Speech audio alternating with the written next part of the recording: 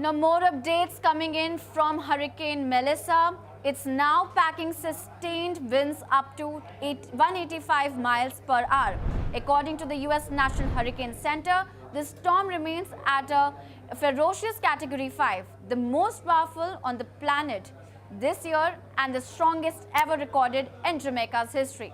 Melissa is now nearing Jamaica, where authorities are warning of catastrophic winds while life-threatening flash flooding and powerful storm surges in the coming hours. The hurricane has already left at least 7 people dead across Caribbean, 3 in Jamaica, 3 in Haiti, and 1 in Dominican Republic. Forecasters say the storm will next move towards Cuba and the Bahamas and the Turks and Caicos Islands, bringing widespread destruction and dangerous weather across much of the region. Now let's shift our focus to France. The French Senate Culture Chair says security at the Louvre is not fit for the 21st century.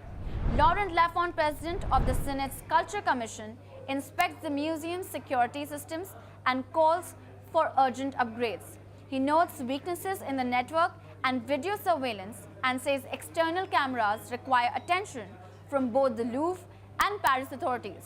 Lafont stresses the museum is France's flagship cultural site and must be exemplary.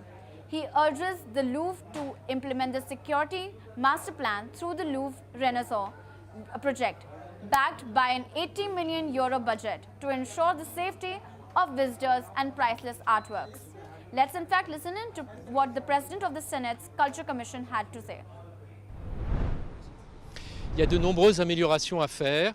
On est sur une organisation de la sécurité qui n'est pas conforme à ce qu'on peut attendre d'un musée d'aujourd'hui, et il est indispensable de réaliser enfin les travaux nécessaires, que ce soit sur le réseau ou que ce soit sur le matériel de vidéosécurité.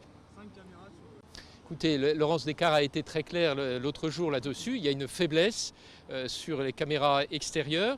Ça relève du Louvre, mais ça ne relève pas que du Louvre, puisqu'il y a également la préfecture de police et la ville de Paris qui sont concernés dès lors qu'il y a des caméras extérieures. Nous organisons, encore une fois, je ne rentrerai pas dans le détail, mais je pense que nous avons tous remarqué que le matériel de sécurité n'était pas adapté à un musée digne du XXIe siècle, sur un site en plus qui est un site particulier pour la France, c'est le site du Louvre, c'est notre vaisseau amiral, il doit être exemplaire, et au jour d'aujourd'hui, on ne peut pas qualifier les conditions de sécurité comme étant exemplaires au sein du Louvre. C'était vieillissant. Il faut retenir qu'il faut absolument mettre en œuvre le schéma directeur de sécurité à travers le plan Louvre Renaissance, et qu'il y ait les moyens financiers nécessaires pour financer le schéma directeur. Je vous rappelle le chiffre, c'est 80 millions d'euros, donc c'est une somme assez conséquente. Il faut absolument que cet effort budgétaire soit réalisé dans les plus brefs délais. News updates coming in from Russia. A Russian court has fined 18-year-old street singer Diana Loginova about $375 for discrediting the Russian military. The fine issued follows her performance of an anti-war song by a musician labeled a foreign agent. Loginova, who performs under the stage name Nauko, is the vocalist for the street trio Stop Time. The Lenensky District Court in St. Petersburg issued the fine in connection with her performance of Tai Soldat. The lyrics of this Tai Soldat describe the emotional toll of war, but make no explicit reference to the Russian military or the ongoing conflict in Ukraine. Before the fine, Loginova and her bandmates were jailed for nearly 2 weeks for unlawfully organizing a public gathering after performing songs by exiled anti-war musicians. Само дело, то есть как бы судить за исполнение песен просто уличными музыкантами — это прецедент, во-первых, то есть такого не было, и это было удивительно. Ну и само по себе безумие этого дела тоже как бы подталкивает к тому, чтобы прийти и привлечь внимание, во-первых, общественности, потому что Я пришла в суд сегодня, чтобы поддержать конкретно Диану и в целом людей, которые занимаются такой вот смелой деятельностью в нашей стране. При этом я считаю, что было нарушено конституционное право данного человека на свободу самовыражения, свободу творчества, соответственно, а также выразить свою гражданскую позицию. Я против нарушения конституции.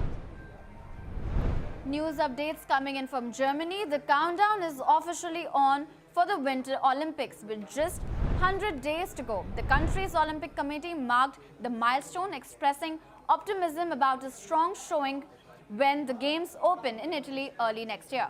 Chief of the mission Olaf Tabor says that Germany expects to send around 185 athletes, though final selections are still underway. Tabor also highlighted the close proximity of the venues in Italy, which he hopes will encourage large numbers of German fans to attend and support their athletes. The German house in Cortina will serve as the team's base and a fan hub to celebrate the spirit of Team Deutschland. Listen in. Deutschland ist eine Sportnation und das wollen wir selbstverständlich auch in Italien zeigen. Insofern fahren wir mit einer deutschen Mannschaft zu den Winterspielen, die hinterher auch einen Top-Ranking-Platz im Nationenranking herausgeholt haben sollen. Ich hoffe, dass wir ganz viele tolle Leistungen sehen werden und dass wir auch viele Medaillen gewinnen wollen. Aber es verbietet sich eigentlich zum derzeitigen Zeitpunkt irgendwelche Prognosen abzugeben, weil wir unser Team noch gar nicht genau kennen. Am Ende gehen wir davon aus, dass es 185 Athletinnen und Athleten sein werden, die wir mitnehmen können nach Italien, ohne dass wir schon wüssten, wer genau denn in diesen Teilteams unterwegs wäre.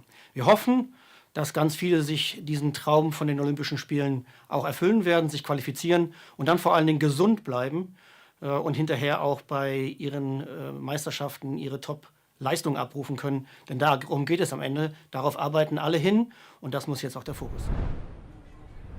Breaking news coming in from Italy. A man in an electric wheelchair died after being hit by a car driven by Inter Milan goalkeeper Joseph Martinez in the province of Como. According to the police, the wheelchair appeared to have veered into the path of the vehicle. Authorities are continuing to investigate the circumstances surrounding the accident. Martinez, who is 27-year-old, has been capped once for Spain and serves as a second-choice goalkeeper at Inter. He joined last year from Genoa and has made 12 appearances for the Italian side.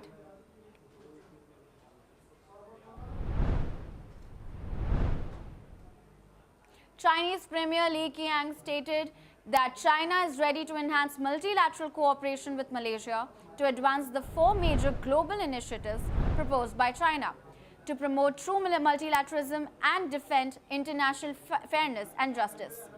Li made these remarks during a meeting with Malaysian Prime Minister Anwar Ibrahim on the sidelines of the East Asian Cooperation leaders' meetings in Malaysia, emphasizing that China and Malaysia are good neighbors and trusted partners. In September, Chinese President Xi Jinping met with Malaysia's Anwar Ibrahim in Beijing, where they reached a significant new consensus on strengthening the development of a China-Malaysia community with a shared future. He also noted that China considers Malaysia a priority in its neighborhood diplomacy, while expressing China's willingness to maintain close high-level exchanges, strengthen strategic cooperation, deepen practical collaboration, and further implement bilateral agreements to benefit both peoples. News updates coming in from Poland. The Polish Prime Minister Donald Tusk has announced today that Poland may open additional border crossings with Belarus next month. Speaking at a European Border Development Forum in Blaszczok, Tusk said Poland is coordinating closely with Lithuania after recent provocations from Belarus and Russia forced Lithuania to close its only crossing. He emphasized the openings would initially be on a trial basis, with Poland ready to close them immediately if security concerns arise. Interior Minister Masin is holding intensive consultations with Lithuanian authorities to ensure smooth coordination. Poland maintains strict border controls with troops and fencing actively monitoring the frontier. Let's listen in to what Donald Tusk had to say. Jak wiecie, mamy problem na granicy litewsko-białoruskiej i litewsko-rosyjskiej. Proszę Was o zrozumienie, ja nie mogę dzisiaj litewskim partnerom, którzy z powodu powtarzających się prowokacji, tych balonowych i nie tylko, ze strony Białorusi i Rosji, zdecydowali się na zamknięcie jedynego swojego przejścia z Białorusią. I to akurat kilkadziesiąt godzin temu. Więc czekają mnie intensywne, już dzisiaj minister Kierwiński rozmawia o tym, intensywne konsultacje z Litwinami, żeby ich nie zaskoczyć, żeby to nie było, wiecie, to my musimy prowadzić też jakąś spójną politykę, jeśli chodzi o naszych sąsiadów. I mówię tu zarówno o naszych sojuszników, jak i tych trudniejszych partnerów, jakim bez wątpienia jest Białoruś. Polską wyjątkowo ciekawe, pasjonujące. Wszystko na to wskazuje, że jak ułożymy tę kwestię także z Litwinami, skoordynujemy nasze działania, to tak jak powiedziałem, w listopadzie powinniśmy te 2 przejścia otworzyć. Powiedzmy na próbę, to znaczy w tym, jeśli okaże się, i to też Wam chcę szczerze powiedzieć, że z jakichś powodów, nie chcę ich teraz, wiecie, symulować. With that, it's a wrap on the newsroom. Keep watching for no more news updates.